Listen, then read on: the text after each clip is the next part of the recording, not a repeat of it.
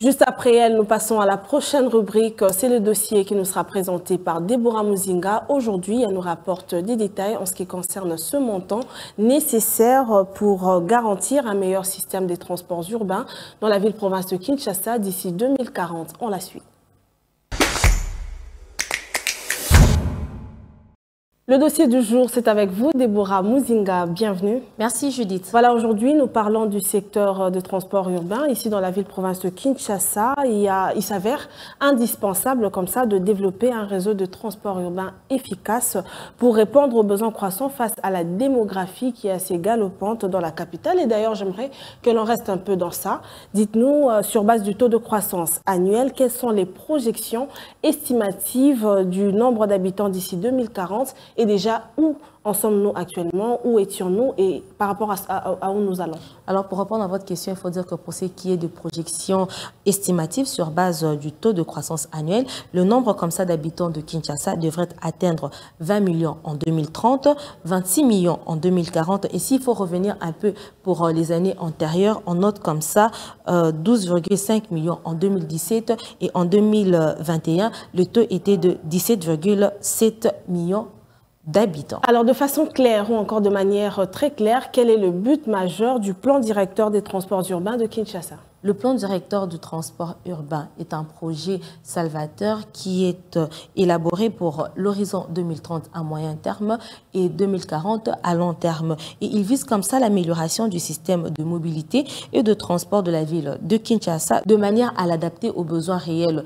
de la population et en tenant compte de bourses de tout un chacun. Et il est réparti en 8 secteurs et poursuit comme ça 4 objectifs principaux qui sont soutenir les activités économiques urbaines, assurer l'équité dans le transport, améliorer la sécurité et la sûreté et en dernier lieu, réaliser les transports respectueux de l'environnement. Voilà, vous êtes sans ignorer qu'il y a eu vendredi dernier un séminaire de vulgarisation du plan directeur de transport urbain. J'aimerais que l'on en parle, mais avant, dites-nous d'abord actuellement dans la ville-province de Kinshasa, comment se présente ce secteur? Alors, il faut dire que le secteur de transport connaît actuellement pas mal de difficultés qui sont dues comme ça à la vétusté de routes, mais aussi à ce délabrement de routes et au manque d'entretien. Et tout cela conduit à des forts embouteillages, surtout dans des heures de pointe. Mais n'y a-t-il pas eu déjà des travaux ou encore des démarches entamées dans ce sens en vue d'améliorer ce secteur?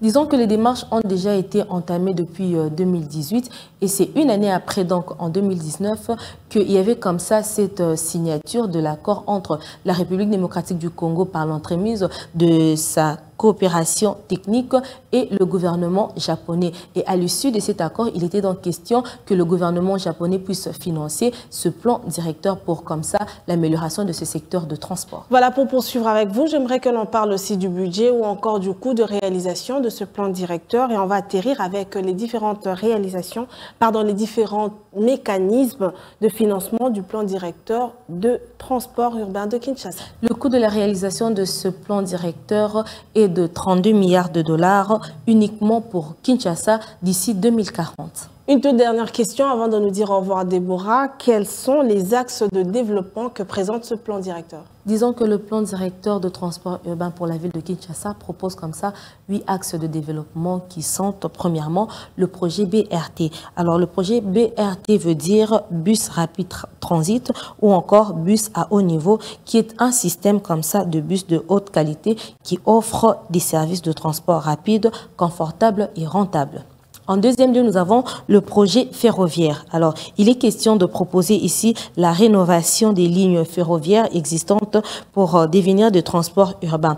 Et à titre exemplatif, on peut parler de la réhabilitation de la ligne sud sur la gare centrale de Kasangulu pour relier le centre-ville de la Gombe et la partie sud de Kinshasa. Troisièmement, nous avons le projet routier qui est comme ça classé en 2 catégories. Il y a le projet à court terme et le projet à moyen terme. Quatrièmement, on parle de la sécurité routière. Et à ce stade, ce projet met en avant-plan la sécurité de la population parce qu'il faut dire que la majorité ou la quasi-majorité des habitants de la ville-province de Kinshasa se promènent à pied. Il faut donc les sécuriser. En cinquième lieu, on parle de la gestion du trafic. Il sera question ici de mettre en place un système de contrôle des signaux coordonnés afin de coordonner comme ça les opérations de feu de circulation et de garantir la fluidité du trafic. Le 6e axe est donc le bus et paratransit. Alors cet axe prévoit comme ça 4 projets qui vont se focaliser sur l'aménagement de terminaux de bus et des arrêts de bus. L'avant-dernier axe est en rapport avec le transport fluvial qui lui prévoit 2 projets qui sont un service de ferry et le développement de port de Kinkole. Et en dernier lieu, ce plan directeur propose comme axe l'arrangement institutionnel et financier. Il est question comme ça ici de 3 projets qui sont proposés, notamment l'établissement et le fonctionnement du cadre institutionnel, le renforcement des capacités, mais également la préparation de la réussite du cadre institutionnel. Ok, merci à vous Déborah pour ce dossier proposé. Nous espérons vous retrouver prochainement avec un nouveau dossier sur table. Judith Piombo, c'est à moi de vous remercier.